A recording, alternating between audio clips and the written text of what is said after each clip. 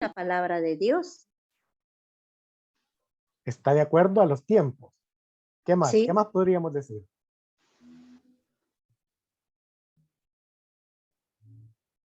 está de acuerdo no solo a los tiempos, sino a la cultura. Correcto, hay que contextualizarlo. Delmi Patricia, ¿qué nos puede decir?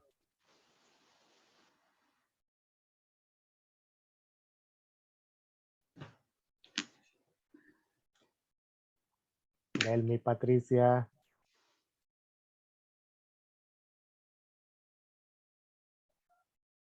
Bueno, podrá ser que tenga, tiene fallas con el micrófono. Correcto, ya había visto el mensaje de hoy. Va. Eh, ¿Qué es lo que nos distingue a nosotros los católicos de los hermanitos separados o lo que comúnmente llamamos como protestantes? Que nuestra fe está basada en las sagradas escrituras, en la tradición y el magisterio de la iglesia. Nosotros no Correcto. tenemos una enseñanza individual, sino que dirigida. Dice que aquí hay algo bien importante. Cuando habla de enseñanza individual, quiere decir que cualquiera hace decir la Biblia cualquier cosa. Exacto, Y eso corre un así es. peligro de manipulación por parte de quien interpreta y da el mensaje, o de hacer decir a Dios cosas que jamás en su mente divina pasaron. Así es. Entonces aquí vamos viendo la importancia de eso por un lado, y por otro lado, que la Biblia debe de contextualizarse, ir reactualizándose. ¿Por qué? Porque si lo vemos que desde el muy libro como tal, es la reflexión de fe de todo un pueblo, pero una reflexión a lo largo de su caminar. Por aquí nos decía algo de él, vamos a ver qué nos compartía. Nos diferencia que no tenemos un Dios de prosperidad, sino un Dios misericordioso, ¿correcto? Porque si no estaríamos cayendo en lo de comprar a Dios, yo voy a hacer esto para ganarme el favor de Dios, que también ¿cómo podríamos decir? Se me fue la idea, es una forma de negociar con Dios, y con Dios no se negocia. Como ir al mercado, yo voy al mercado, veo las papas, pregunto cuánto vale la libra de papas y me van a decir que 80 centavos de dólar. Y yo siento que están muy caras. Me voy a otro puesto, me dicen 80, me voy a otro puesto, me dicen 80 y comienzo yo la negociación para ver quién me la deja más barata. Y yo creo que con Dios no, esta situación no funciona. No funciona. Con Él no hay que negociar. Si no, miremos a Jeremías. ¿Cuáles fueron las palabras célebres de Jeremías? Me violaste y me dejé violar. La traducción sería, me sedujiste y me dejé seducir. Entonces, Fuiste si más yo, fuerte que yo y me venciste, Señor. pero más que vencerme, me sedujo, me persuadió. Entonces aquí, cuando ya vemos la traducción es, me violentaste, pero yo me dejé violentar. Desde el momento en que yo me dejo, deja de ser violencia, porque yo lo estoy aceptando. Es igual que la manipulación. La manipulación es efectiva cuando las personas no caen en la cuenta que están siendo manipuladas. Cuando cae en la cuenta que está siendo manipulada, uno corta el nexo, o uno corta el discurso, o uno les corta la idea. ¿Por qué? Porque yo ya caí en la cuenta que me están manipulando. Entonces, igual es aquí. Pasemos ya concretamente a la clase. Yo no utilizo mi cámara porque en mi caso me resta recurso de internet, entonces yo la voy a cerrar.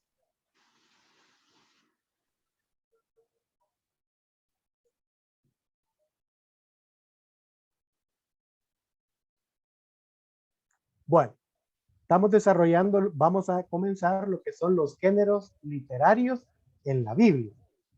¿Qué entendemos por un género literario?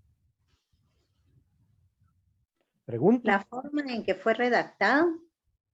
La forma en que fue redactada. Y al entender la forma en que fue redactada, ¿qué nos facilita? La mayor comprensión. Exacto, la mayor comprensión.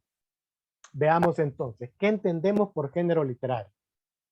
Los géneros literarios son las diversas formas de expresión que usualmente se emplean para la transmisión de unos determinados contenidos y que responden a una concreta intención del escritor. Aquí no podemos perder de vista dos cosas. Lo primero, forma de expresión, y segundo, la intención de quien escribe.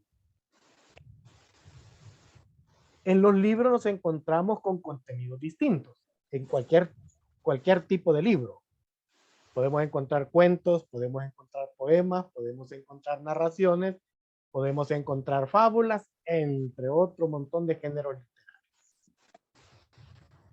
Estos contenidos distintos responden a intenciones concretas.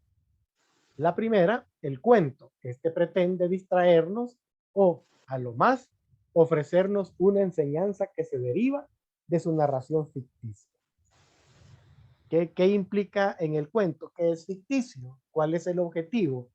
Ofrecernos una enseñanza de una forma entretenida. El poema. Este es la expresión de los sentimientos de su autor, de los que quieren hacer partícipes a los demás. Así que el poema tiene una característica muy propia, que es transmitir sentimiento. El sentimiento de quien escribe. Por ejemplo, por ahí vi que estaba Anselmo.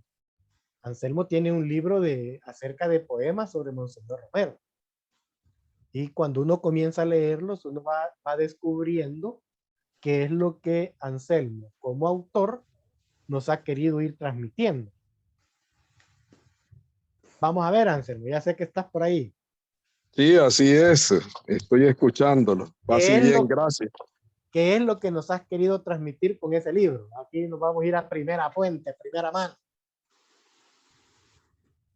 Bueno, he intentado transmitir una experiencia de encuentro con Monseñor Romero. No lo conocí, pero a partir del hecho del martirio, estoy encontrándome con él a partir de vivir en El Salvador, de conocer de su entrega al reino de Dios. Entonces me voy conectando con él para vivir esa experiencia. Y es curioso, yo que ya leí el libro, puedo afirmar que Anselmo ha transmitido esa experiencia de martirio en sus escritos. Y eso lo podemos encontrar en nuestra página web en la parte de poemas. Ahí vamos subiendo, le pedimos permiso a Anselmo como autor, ¿verdad? Que nos ceda su derecho de poder ir subiendo poemas. Y uno cuando los lee con la tranquilidad y la paciencia del caso, uno logra saborear lo que el autor nos quiere transmitir, que en este caso es la experiencia de Monseñor Romero como mártir, hasta la terminología que se utiliza, palabras que en otros contextos podrían ser fuertes. Sin embargo, en el contexto de Monseñor Romero, uno entiende el concepto. Entonces así uno va paladeando en la medida en que comienza a leer el poema. El tercero, la narración. Esta pretende transmitir los hechos, pero con una enseñanza para el que la lee. Y aquí ya podría ser una narrativa descriptiva. Comienzo yo a describir para que la gente comience a ubicarse. ¿Me explico? Un ejemplo de eso podría ser Gabriel García Márquez. Cuando él comienza a escribir, tiene novelas largas, tiene novelas cortas y tiene un libro de cuentos. Cuando él comienza a escribir, comienza a hacer una narrativa descriptiva para ubicar al lector. Y este tipo de libros, igual que los poemas y los cuentos, uno no los puede leérselos de corrido y de un centón, porque entonces no los saborea. Por ejemplo, un libro de poemas, uno agarra un poema, lo lee despacio y lo interioriza. ¿Qué me dijo a mí ese poema? Una narración. Yo comienzo a leerla y me comienzo a ubicar.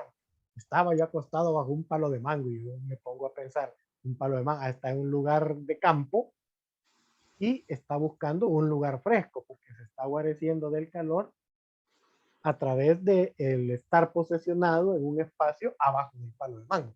Entonces, todas estas intenciones concretas van a ir respondiendo o es necesario tener ciertas disposiciones para poder ir entendiendo todos los géneros literarios.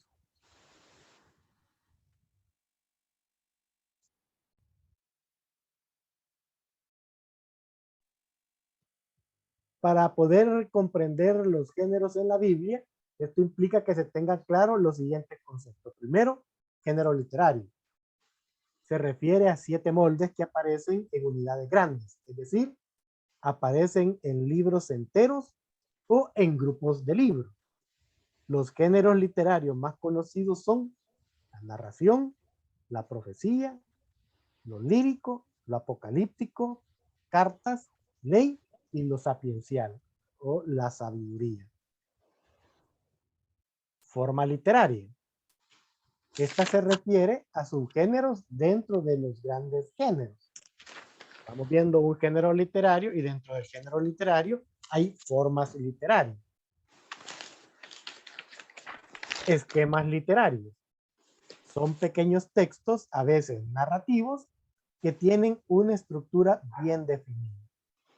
¿Por qué decimos que tiene el esquema literario tiene una estructura bien definida? Porque se va a pegar a un esquema. Usualmente viene, podríamos decir, una pequeña, igual que una carta, una introducción, el cuerpo y una despedida. Igual son los esquemas literarios. Que si agarramos, yo qué sé, la creación, vamos viendo primero una ubicación de dónde se va a dar dicho acontecimiento y luego Dios cómo va actuando. Pero encontramos varios textos sobre la creación, que son dos corrientes distintas.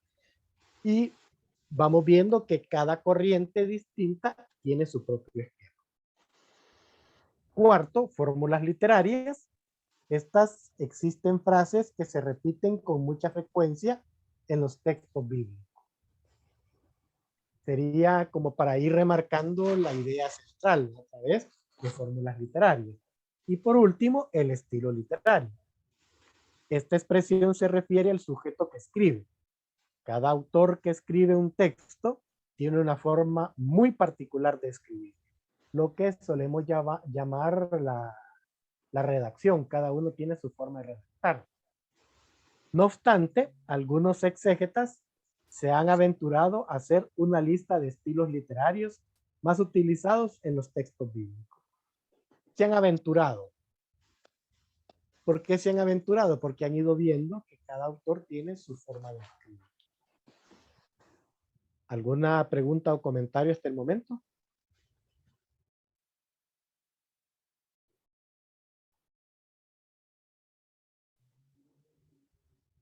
¿Estamos? Sí.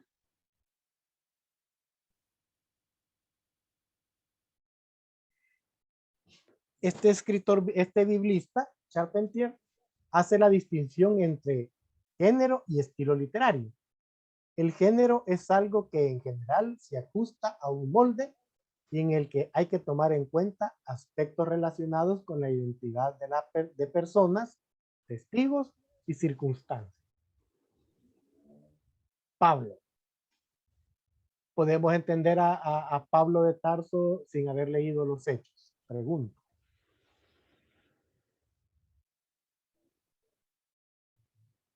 Ajá.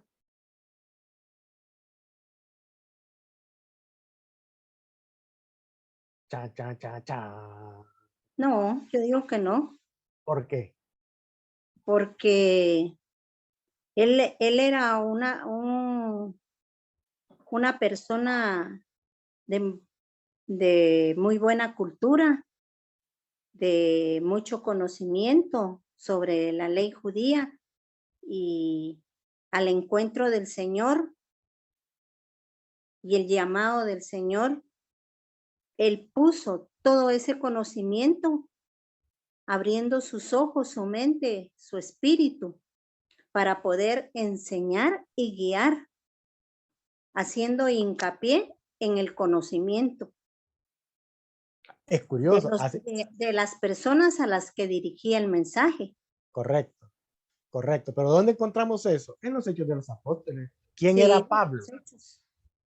sí, ¿Quién en era esa Pablo? primera fase de la historia de la iglesia y de las nacimiento y surgimiento de las comunidades. Correcto. Era un perseguidor de los cristianos y después se convierte en perseguido.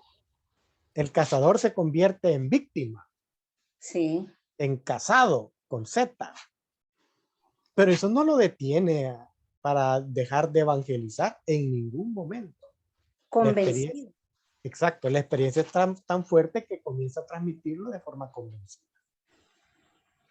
El estilo es algo más libre. Se cuenta o narra algo con mayor soltura o libertad.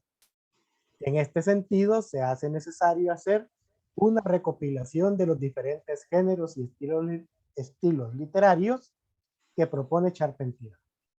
Aquí ya vamos viendo cómo este biblista hace la distinción entre género y estilo. ¿Qué sería el estilo? La forma característica que tiene cada uno de escribir.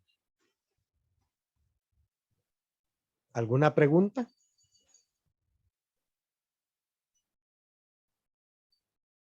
Bueno, démoslo. Clasificación de los géneros literarios. La diversidad de géneros con que nos encontramos en cualquier literatura las hallamos también dentro de la Biblia. No se dan en ella todos los géneros posibles, pero sí algunos muy comunes y otros muy característicos. Dentro del mundo semita, dentro del mundo judío, hay un predominio de lo imaginativo y lo concreto. Y que aquí cómo juega en los géneros literarios que va a utilizar los judíos, la cultura semita, entre la imaginación y lo concreto. ¿Cómo transmitir una fe que no se ve? Lo va a hacer a través de la imaginación. ¿Para qué? Para que sea comprendida en lo concreto. ¿Me explico? Sí. Actualmente suelen distinguirse dentro de la Biblia 7 grandes géneros literarios: narrativa, ley, profecía, lírica, sabiduría, apocalíptica y las cartas. Y a su vez se subdividen en nuevos géneros o formas diversas. Esto no quiere decir que el libro de la Biblia tenga que coincidir con esta división. Dentro de cada libro podemos encontrar géneros y formas diversas que muchas veces se entrecruzan entre sí. En general, los géneros literarios son narrativa. Caen todo lo que es relato de sucesos históricos o imaginarios. La intención no es solo relatar los acontecimientos, sino también interpretarlos. Dentro de esto se encuentra el Génesis, en parte, el Éxodo y otros libros del Pentateuco, los libros históricos del Antiguo y Nuevo Testamento. En este último se pueden poner como ejemplo los Hechos y los Evangelios. La ley contiene colecciones de preceptos, normas y costumbres. Si recordamos veamos estos dos géneros. Y son poblaciones en donde no hay luz, donde no hay redes sociales, donde no hay internet, donde no hay ni siquiera la radio, que hacían, aparte de hijos, pues, o sea, bueno, como familia se ponían en una actitud narrativa imagino que las comidas tendrían que ser un poco largas. ¿Por qué? Porque es el momento en donde la familia se reúne y me imagino, aquí ya estoy tropicalizando un poco el concepto, pues comenzaban a platicar y el papá agarraba un tema y comenzaba a narrar. Me imagino que parte de la historia de la familia y de sus antepasados. Y eso va generando todo un género literario que se va a concretizar en el Antiguo y en el Nuevo Testamento. La ley, sabemos que el pueblo judío tiende a ser muy legalista. Y tiene su sentido. Es decir, no se cumple la ley y ellos son un montón de pueblos que se han juntado y se han vuelto un solo pueblo, es necesario que haya una cierta estructura legal. Y es por eso que contiene una colección de normas, preceptos y costumbres. Y la intención es regular la alianza con Dios y las relaciones mutuas. Si no, miremos los 10 mandamientos. Los primeros son relación ser humano-Dios y el resto, relación ser humano con ser humano. Dentro de la ley, se encuentran principalmente en el Éxodo, Levítico, Número y Deuteronomio, donde se contiene la ley de Moisés. Profecía. Contiene mensajes de Dios al pueblo de Israel por medio de los profetas. Su intención es denunciar, llamar a la conversión, anunciar castigos o salvación. Se encuentra con el gran bloque de los libros proféticos del Antiguo Testamento.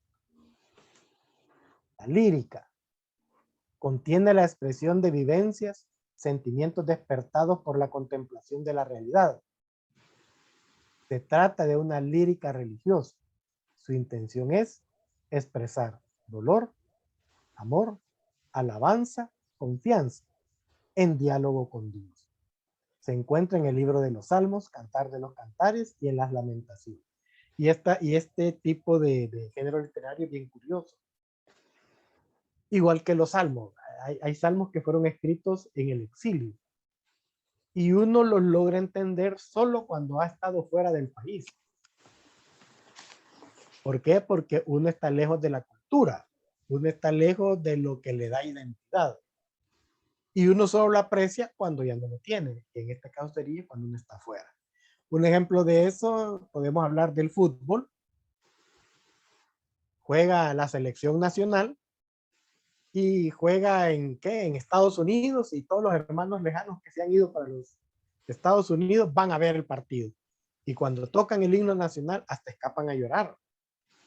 Y uno a lo mejor tuvo compañeros que en los actos culturales del colegio y de la escuela, nada que ver con el himno ni la oración a la bandera, jamás le prestaron atención, pero solo estando afuera han sabido apreciar lo que es el himno y la oración a la bandera.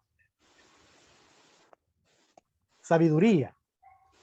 Recoge la experiencia de los sabios expresada de ordinario de una forma sentenciosa, a través de sentencias. La intención consiste en reflexionar sobre la realidad para buscarle su sentido más profundo, que es enseñar. Se encuentran en los libros de Job, Proverbios, Eclesiastés, Sabiduría y Eclesiástico. Apocalíptica.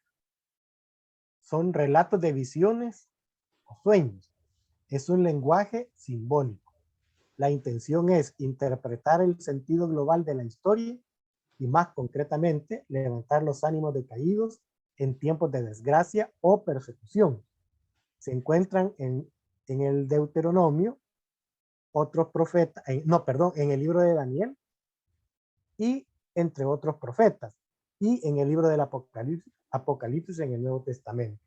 Hay un texto del libro del Apocalipsis que siempre me ha llamado la atención.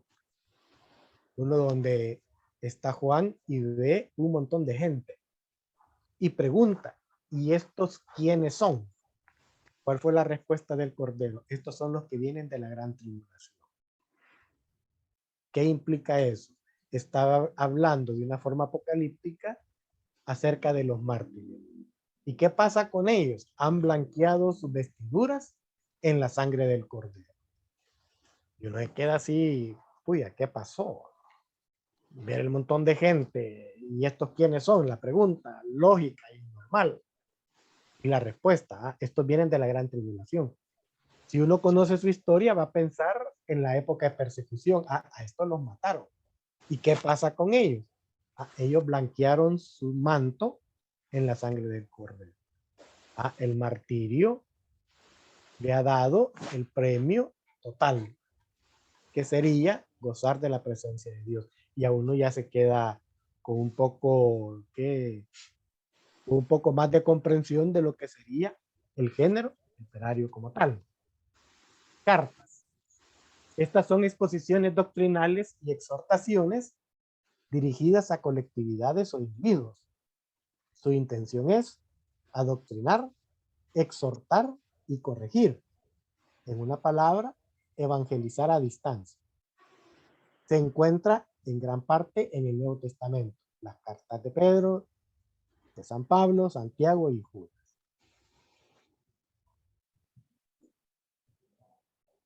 Narrativa, subgéneros o formas. Antes de pasar a la narrativa, ¿algún comentario?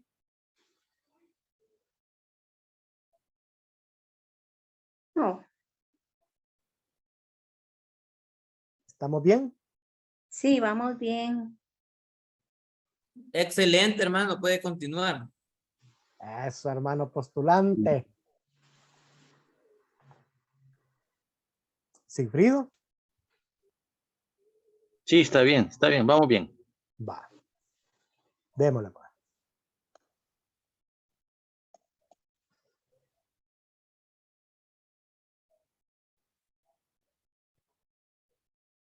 Narrativa, subgéneros o formas.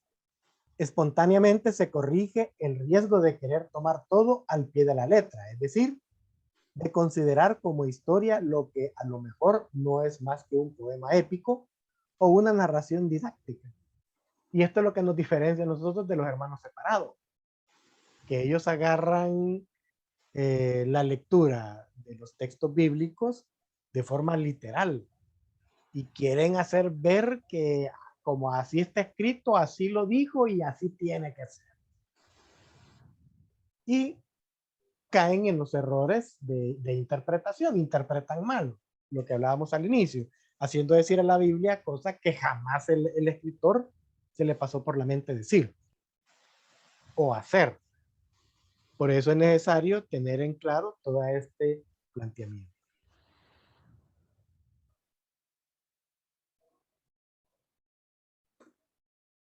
La parábola también podría inscribirse en el género sapiencial, ya que su finalidad es la de enseñar.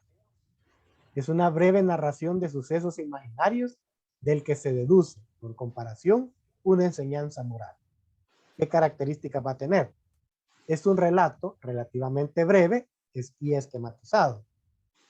Describe ordinariamente hechos de la vida común y corriente. A veces, sin embargo, los hechos pueden ser también chocantes. Suele tener una forma típica de comenzar. Sustantivo, un hombre tenía 2 hijos, una interrogación, ¿acaso se trae un objeto directo? ¿A qué se comparará? Un ejemplo de una parábola.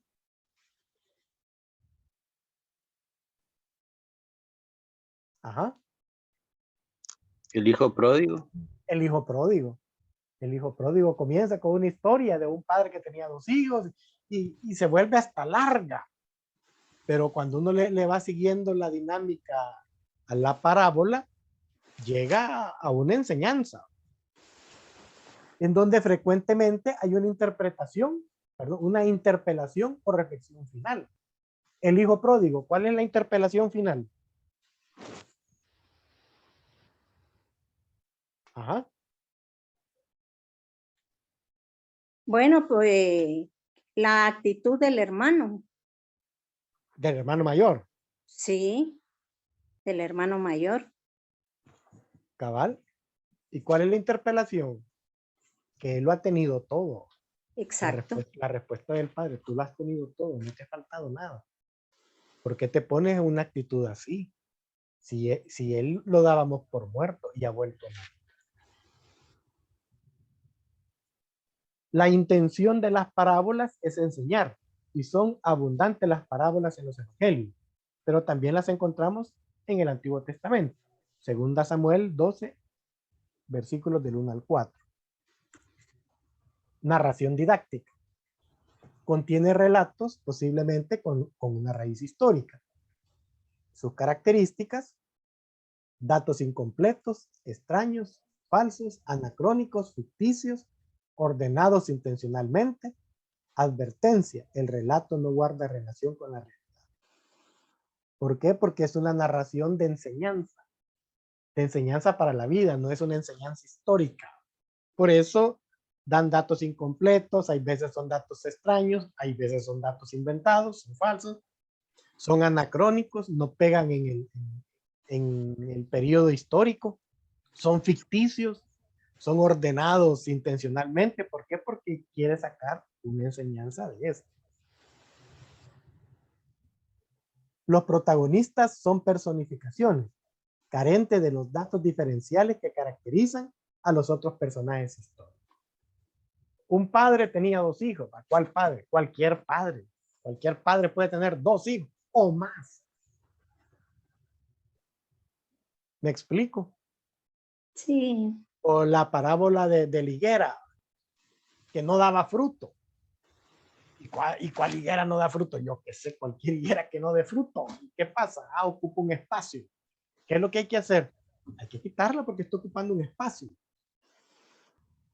para sembrar otra cosa que sí dé fruto. Y al final, explícita o implícitamente, se ofrece una enseñanza. ¿Por qué va a quitar, por qué va a quemar por qué va a arrancar la higuera? Porque no da fruto. ¿Cuál es la enseñanza? Que es necesario poner al servicio de los demás todos nuestros cariños, todos nuestros dones o nuestro fruto. La intención es enseñar. Se pueden considerar narraciones didácticas algunos libros del Antiguo Testamento escritos con una intención aleccionadora, tales como el libro de Jonás, Tobías y Judá. Narraciones épicas.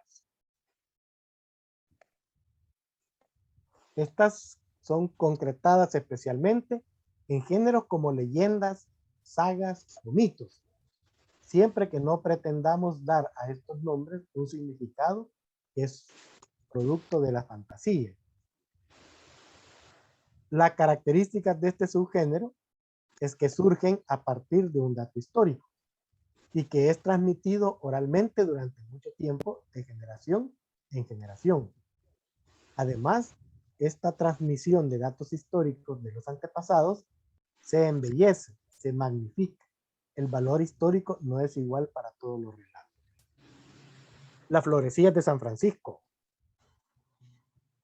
¿Habrá sido cierto todo eso? Algunas cosas sí, algunas cosas no.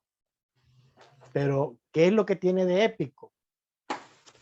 La tradición popular y de la orden de forma oral, que al final San Buenaventura la va a sintetizar en los 2 libros que se le atribuyen a él. ¿Cuáles son? Leyenda mayor y leyenda menor.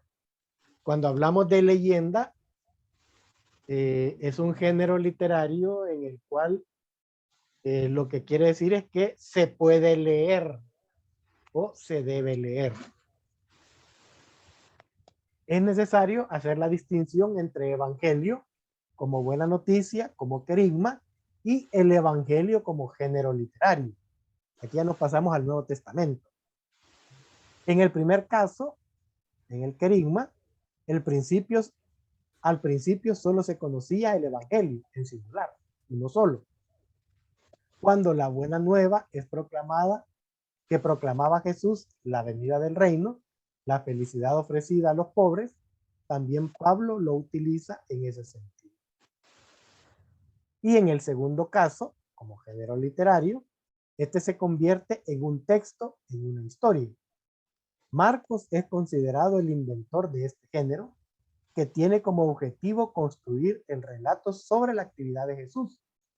En este sentido, se pasa de un Jesús que anunciaba o proclamaba la buena nueva a un Jesús que es proclamado, es decir, él mismo se convierte en buena nueva. ¿Cuál podría ser la diferencia de los dos? ¿Cuál es el querigma?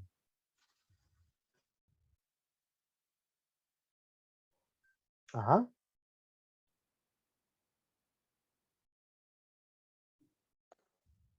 Vamos a ver qué pasó. ¿Me están durmiendo? ¿Hora del No, café? es el anuncio del reino. ¿Cómo? El anuncio del reino. Vale. ¿Cuál es la diferencia entre querigma y el género literario?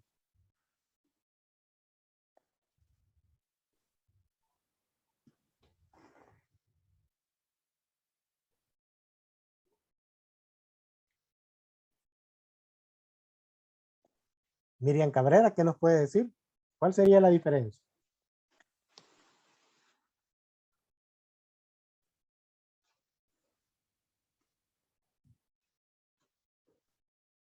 Cambio la pregunta. ¿Por qué Marcos agarra una fuerza como género literario? Cha, cha, cha, cha. ¿Cuál será la respuesta?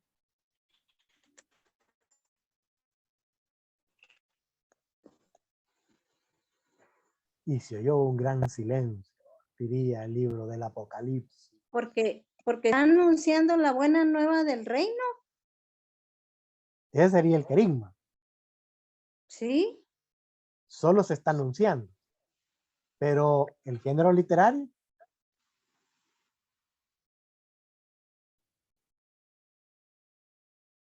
La invitación a vivir es nuevo. la invitación a vivirlo. Va, veamos, ubiquémonos históricamente. ¿Qué es lo que ha comenzado a pasar? Se ha comenzado a evangelizar y Pablo ya comenzó a escribir y está hablando de un Jesús. Pero no hay nada sistemático acerca de Jesús y es ahí donde aparece el género literario.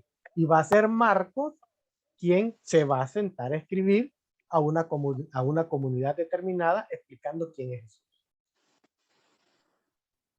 ¿Se entiende ahora? Una cosa es lo que se está evangelizando y otra es la sistematización de la persona de Jesús, que es de quien se está evangelizando, de gente que no lo conoció. Entonces es necesario sentarse a explicar quién es Jesús. ¿Estamos claros? Sí. Va. Ya me los ponché en la primera.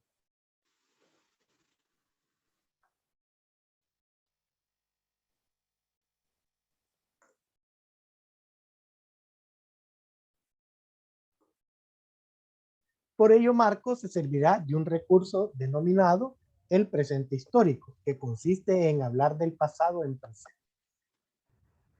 Y es característico de San Marcos. La intención de este recurso es estrictamente teológica. Pretende presentar a un Jesús que está vivo en su comunidad, sobre todo en la Eucaristía. Y es curioso, porque aquí ya nos pasamos a otro, cómo hacer presente a Jesús en medio de la comunidad a través de la Eucaristía. ¿Por qué a través de la Eucaristía?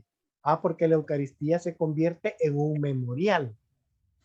¿Qué es memorial? El memorial es una palabra griega que está hablando de un pasado presente. ¿Cómo de un pasado presente? Un acontecimiento pasado que es importante volverlo a vivir en el presente. ¿Ya? Volverlo a vivir y que se hace presente, ¿verdad, padre? Correcto, correcto. Él se propone hacer memoria de Jesús que está ausente y presente en el hoy de la comunidad que cree y celebra. Y aquí hay dos cosas que están íntimamente unidas: creer y celebrar. ¿Qué implica la celebración o cuál es la relación entre celebrar y creer? Que es el grupo de personas que tienen una misma creencia y que esa misma creencia en el Jesús resucitado y en el Dios y su reino, puesto en común a través de una celebración. Solo así tiene sentido lo celebrativo.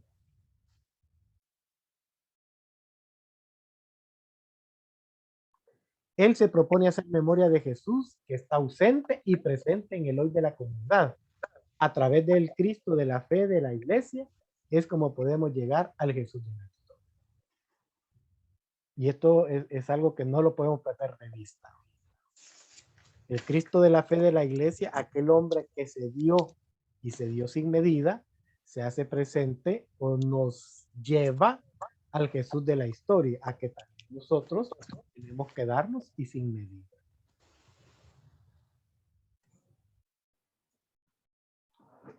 Géneros literarios en los evangelios sinópticos. El relato del milagro comprende generalmente 5 aspectos. Una introducción para presentar el caso, petición de intervención, junto con las manifestaciones de la confianza del peticionario o de los asistentes, intervención de quien realiza el milagro, resultado producido y reacción de los espectadores. Y generalmente el género literario de relato de milagro, este es el esquema que va a tener. La parábola es un recurso que se utiliza para dar una enseñanza de fácil comprensión, o bien para que el oyente mismo diera su juicio sobre un caso sin que lo advirtiera. La parábola de los viñadores homicidas.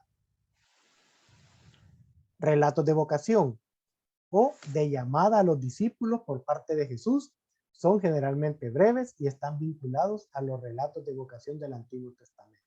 Es alguien quien llama. Y al que llama está haciendo algo, no llama desocupado. Es curioso, llama pescadores en su faena diaria. En nuestro caso, ¿qué sería? Sería campesinos que vienen de la faena diaria, de sembrar la milpa o de cosechar la milpa. Llamará a ¿qué? Profesores que vienen de dar clase, llamará a contadores que vienen de llevar libros de contaduría, llamará a economistas que vienen de llevar economías en una empresa, etcétera. Va a llamar de la vida diaria, generalmente vinculados a los relatos de vocación del Antiguo Testamento. Igual, no va a llamar desocupado, va a llamar a gente común y corriente que está haciendo lo que siempre hace. Cuarto, los discursos, cuyo ejemplo más importante son los llamados discursos de despedida. En el caso de estos discursos se utilizan también el recurso denominado testamento, debido a que son las palabras y recomendaciones que Jesús dirige antes de morir. No obstante, también es importante mencionar el Evangelio de Mateo, dentro del cual podemos encontrar 5 discursos en el tema fundamental, en donde el tema fundamental es el reino de Dios. Como se puede ver, los discursos son generalmente largos y se centran en un tema o problema en particular. ¿Qué podemos decir acerca de las bienaventuranzas? Ese es un discurso. Ese es un discurso. Y yo lo cambiaría. Porque yo lo pondría en boca, hubiera puesto en boca de Jesús, tuve hambre. Y no pondría lo que sigue, me diste de comer, sino lo pondría en son de pregunta. Tuve hambre, me diste de comer. Estuve preso, me visitaste. Me explico. Es ahí donde el discurso lleva una finalidad. Y en Mateo encontramos 5 discursos en donde está en juego o el tema central es el reino de Dios. Quinto, la controversia o discusión entre especialistas, que es un estilo muy rabínico. El esquema que se sigue es el siguiente. Primero, un gesto o una frase de Jesús provoca la extrañeza, a menudo fingida por parte de los oyentes. Segundo, se emprende el debate. ¿No crees tú que? ¿No habéis leído en la escritura? Tercero, al final aparece el verdadero debate. Entonces hay que escoger y a menudo los oyentes se dividen. Sexto, la sentencia enmarcada. Esta consiste en colocar una frase que se considera importante en un relato que le sirve de marco. Ese relato, milagro, controversia, anécdota, solo se narra para resaltar la frase. Estilos literarios. Intenta manifestar la presencia de Dios, significado original de las palabras griegas. Se inspira todo en la teofanía del Sinaí, la manifestación de Dios en el monte Sinaí, según la cual en el libro del Éxodo, el fuego, los rayos, el temblor, la zarza, entre otras cosas, manifiestan que Dios está allí, lo cual provoca el temor del hombre. Ese es el propósito de este relato, simplemente expresar que Dios está allí. Otro estilo, el apocalíptico. Los encontramos en el libro de Daniel, nacido en épocas de crisis, angustia y persecución. Su propósito fundamental es expresar que Dios es el Señor de la historia e intervendrá al final, cuando el mal haya llegado a su más alta expresión. Y que es curioso, cuando el mal se desata y comienza a llegar hasta más no poder, es ahí donde va a aparecer la manifestación de Dios. La narratificación de las ideas. Con esta expresión se quiere decir que en los textos, en lugar de exponer una idea abstracta, se cuenta una historia. Este resulta más fácil, porque en vez de hablar de qué es Dios, cuenta una historia. Un padre que tenía hijos, así como el padre quiere a sus hijos. Entonces, eso ya se vuelve entendible. ¿Qué es Dios? Es un padre bueno. Cuarto, los relatos de infancia de Jesús se relacionan con el estilo Midrash, propio del Antiguo Testamento. El estilo consiste en hacer una búsqueda, de ahí el significado de la palabra Midrash, en la escritura para ver cómo nos concierne hoy a nosotros para actualizar. Géneros literarios del cuarto evangelio. Primero, las narraciones, el relato parabólico. Las largas narraciones de este evangelio, de las que podemos citar los capítulos 4, 9 y 11, presentan unos fuertes rasgos dramáticos. La relación entre narración y discurso es una característica importante del Evangelio de Juan. En estos relatos resulta más importante descubrir su significación doctrinal que demostrar la historicidad de los detalles. Un texto que nos puede ayudar es el del milagro del ciego de nacimiento, Juan 9, 1-31. Segundo, los discursos. Los discursos sinópticos en los otros tres evangelios tienen variedad de temas. En cambio, los discursos en Juan son más unificados, bastante centrados en la relación del Padre y Jesús. Estos llevan más que la misma palabra de Jesús, la marca del lenguaje y la teología del círculo juánico, del autor del Evangelio. Destaca especialmente los capítulos 15, 16 y 17. Estos tres discursos tienen temas comunes. Tuvieron que ser compuestos para circunstancias idénticas en las vigilias dedicadas a recordar la última voluntad de Jesús. Estos textos, si se quiere encuadrar en un marco literario, se podrían poner en la categoría de lo que se llama testamento.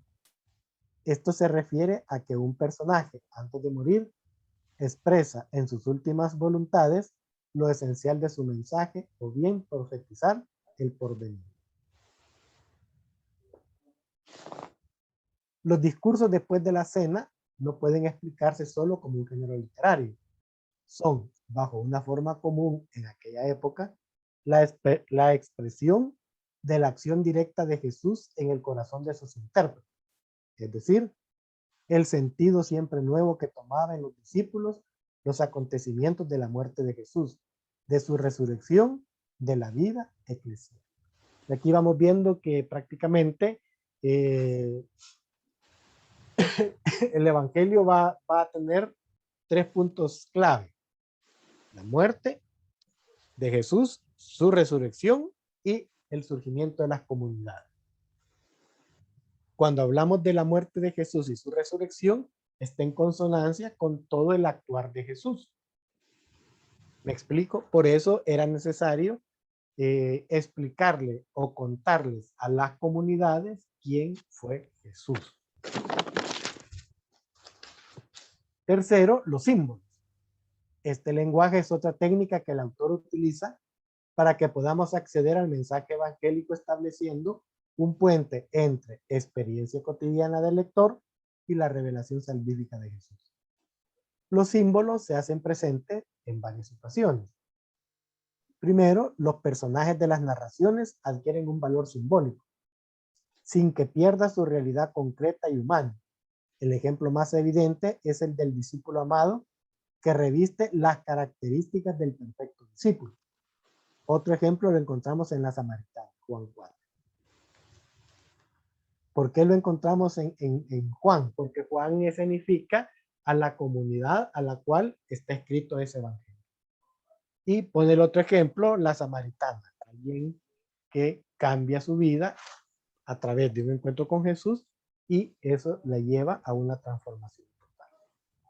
Segundo, Jesús en alguno de sus discursos se identifica con realidad de la vida cotidiana que pertenece a nuestro mundo concreto. Aquí encontramos Juan 4, Juan 6, Juan 8, Juan 10, Juan 15. Otro tipo de símbolos utilizados por Juan se expresan en lo que se denomina dualismo juánico, luz, tiniebla, arriba y abajo. Este dualismo expresa el contraste que existe entre la aceptación de Jesús o su rechazo. Cuarto, los diálogos. Los diálogos juánicos se relacionan muy probablemente con las formas habituales que empleaba la filosofía popular de aquella época. Se utilizan procedimientos fácilmente discernibles como el malentendido. En el diálogo con Nicodemo se le presenta a este únicamente para replicar e incluso para dar la impresión de que no entiende nada. Una equivocación es una ocasión para volver sobre una idea, para profundizar en ella. Es una manera viva de presentar una catequesis. El procedimiento del diálogo lleva una intención profunda.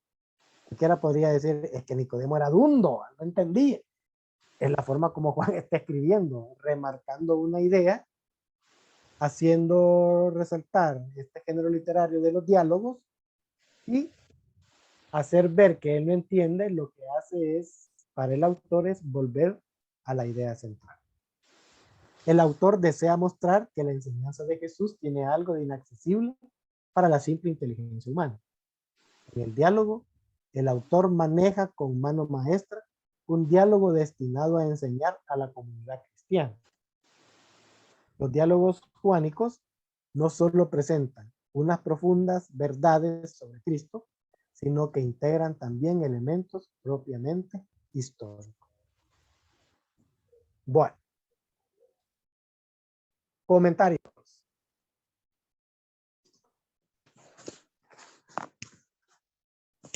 ¿Qué podemos decir de los géneros literarios de la Biblia? ¿Cuáles son los que más nos gustan? ¿Cuáles son los que menos nos gustan? Ajá.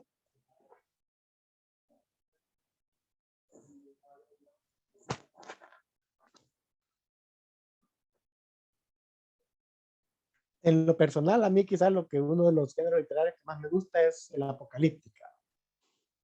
Porque me está diciendo lo que la comunidad está viviendo cuando está siendo perseguida.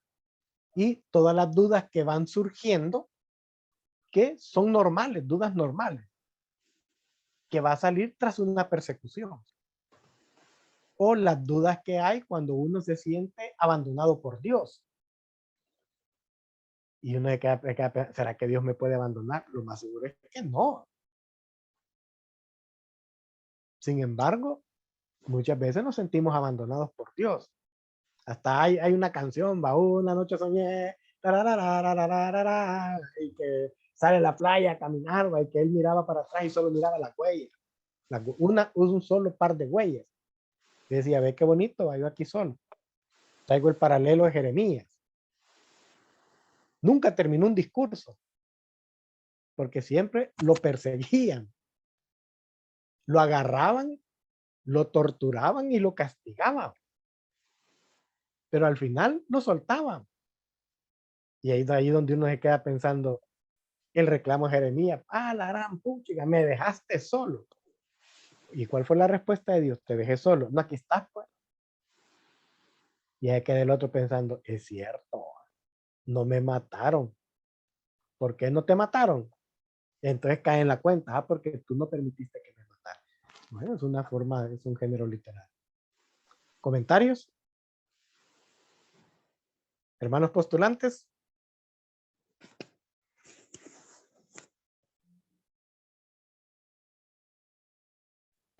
¿Cómo nos dijo? Disculpe. Hermanos postulantes o no son postulantes. Bien. ¿Cómo no? Pero es que nos está fallando el internet un poco, entonces le escuchamos entrecortado. Va, veamos. ¿Cuál de los géneros literarios más les gusta a ustedes o a alguno de ustedes?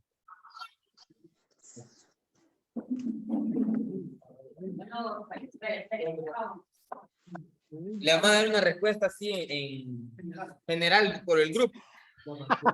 Magnífico, vamos a ver.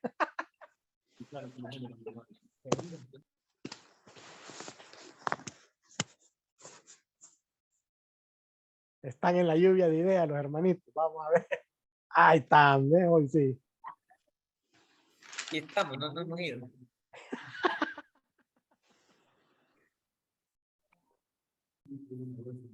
Bueno, por el momento, creo que lo que más hemos estado estudiando ahorita, lo que más nos ha llevado la atención, van desde la narración y la profecía. Porque en Ajá. nuestra clase de cristianismo generalmente estamos con los profetas ahorita. Entonces son las que más hemos estado estudiando y analizando. Entonces creo que se le ha dado mucho fruto para poder sacar de ahí. Aparte, así es importante siempre, como decía Fray Celso el miércoles, reconocernos con uno de los profetas. Porque así nos vamos siguiendo, por así decirlo, en el caminar de ellos con el caminar de nosotros. Entonces cada uno tiene su profeta, el cual pues hay cierta inspiración por distintos parecidos con nuestra vida, con cómo sentimos que hemos sido llamados. Entonces creo que ha sido uno de los más fundamentales, aparte también ver el profetismo hoy en día, bajo la figura de Monseñor Romero y de todos las demás personas que han sido profetas, no solo del cristianismo, sino ni de la denominación católica, sino profetas como Martin Luther King o como Gandhi, y así muchos otros que también van haciendo historia y también van caminando de la mano de nosotros, nos van dejando mucha enseñanza. Entonces, creo que nos quedaríamos con esa. Magnífico. Yo tengo mi propio profeta, con el que yo me identifico, y es Jeremías. ¿Quién es? Jeremías. Antes que te formaras. Y voy a explicar por qué me identifico con Jeremías. A ver. Porque cuando yo me siento abandonado, le reclamo a Dios, jamás me quedo callado. Y caigo en la cuenta que Dios está conmigo, que jamás me ha abandonado. Ahorita estoy subiendo un libro, Dios camina con los pobres, del padre Rafael Cebate, que les quede como material de consulta, porque cada vez me dijeron que ya no subíamos libros, pues vamos a compartir este de Rafa Cebate.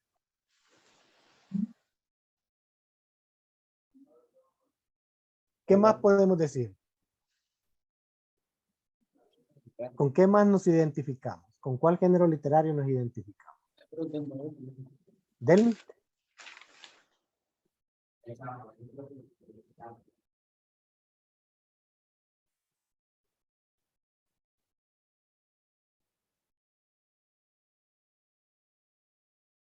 Delmi, ¿con qué género literario se identifica?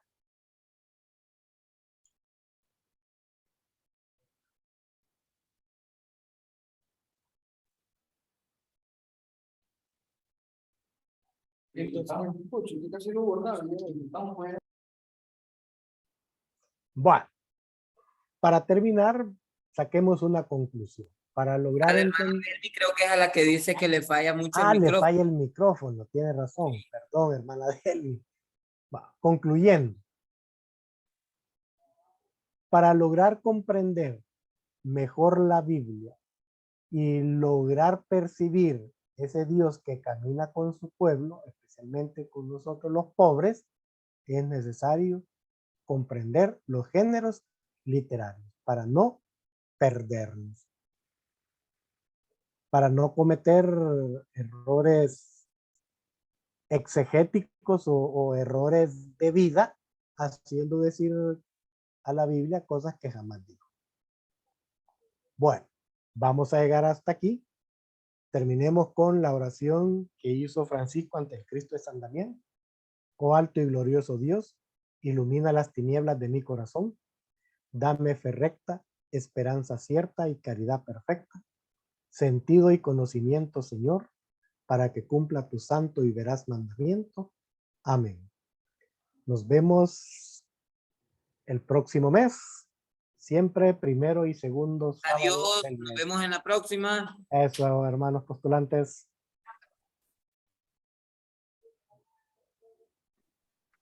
Bendiciones a Gracias. todos. Paz y bien. Así Bendiciones. bien, pasen gracias.